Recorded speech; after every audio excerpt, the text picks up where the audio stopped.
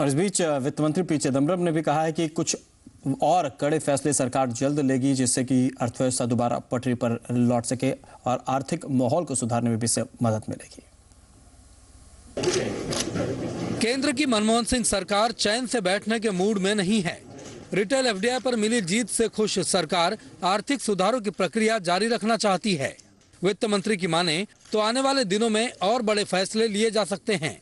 सरकार बैंकिंग संशोधन बिल को जल्द से जल्द पास कराना चाहती है ताकि नए बैंकों के खुलने का रास्ता साफ हो सके। पेंशन और इंश्योरेंस बिल कैबिनेट से मंजूर हो चुके हैं, लेकिन अभी संसद में पेश नहीं हुए हैं।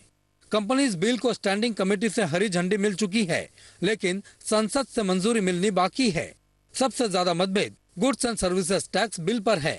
And I'm confident that the steps we have taken and some more steps that we will take in the next few weeks will help turn the Indian economy around. सरकार ने आर्थिक सुधारों की प्रक्रिया जारी रखते हुए कुछ और बड़े फैसले लिए। कैबिनेट कमेटी ऑन इन्वेस्टमेंट को मंजूरी दी गई, जिससे बड़े इंफ्रास्ट्रक्चर प्रोजेक्ट्स को पूरा करने में तेजी आएगी। विवादास्पद लैंड बिल को भी हरी झंडी दे दी गई है, जिससे कंपनियों के लिए जमीन अधिग्रहण आसान हो जाएगा। नई यूरिया नीति को मंजूरी देने के साथ स्पेक्ट्रम का बेस प्राइस घटाने का भी फैसला हुआ है। जानकार मानते हैं कि सरकार के कदमों से ग्रोथ पटरी पर लौटने में मदद मिलेगी। If we can get the other reforms, as I mentioned, especially the goods and services tax, then certainly 13-14 will be much better growth than 12-13. There is no issue that I believe can stop India from growing at least at 8%. गिरता export भी सरकार के लिए बड़ी चुनौती है। सरकार ने संकेत दिए हैं कि आने वाले दिनों में पिछड़ रहे सेक्टर्स के लिए रियायतों का ऐलान हो सकता है।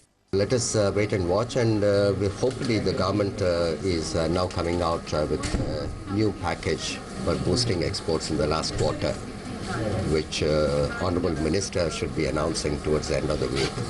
2014 के आम चुनाव से पहले सरकार इकोनॉमी की दशा सुधारने की कोशिश कर रही है। संसद में अपनी जीत से उत्साहित सरकार को कड़े और बड़े फैसले लेने का ये अच्छा मौका दिख रहा है। उज्जवल नारायण के साथ भूपेंद्र सोनी, जी बिजनेस, दिल्ली। और अगर अभी